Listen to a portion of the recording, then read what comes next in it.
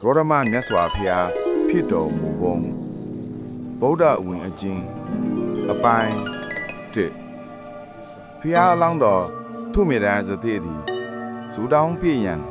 အင်္ဂါ၈ပါးနှင့်ပါရမီ30ပါးစတော့ဤပါရမီတို့ကို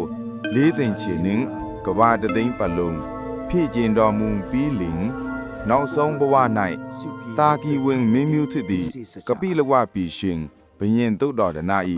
မဖြီလိုက်ကြီးမဟာမာယာဒေဝီဤဝမ်း၌ပဋိတန်ဒီနေတော်မူ၏ပဋိတန်ဒီယင်သောအခါမဟာမာယာဒေဝီသည်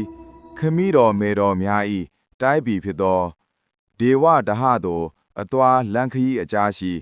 လွန်ပနီအင်ချင်းဥယျင်အတွင်း၌ခိတအနာယူကာ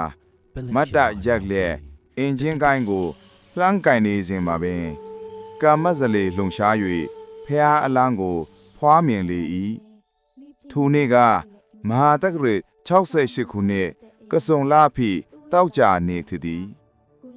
ဖွားမြင်ပြီးလင်ပြီးချင်းဖះလောင်ကလေးသည်အယက်စမျက်နာတို့ကို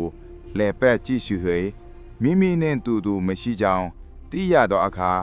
မြောက်အယက်သို့ခုနဖွားလှမ်းကြွသည့်နောက်ခြေစုံရက်လျက်အကောဟမတ်မီလောကတာငါသည်လောကတွင်အမျက်ဆုံးပုဂ္ဂိုလ်ခီစံသည်ဖြင့်ရဲရင်စွာကျုံးဝါတော်မူလေသည်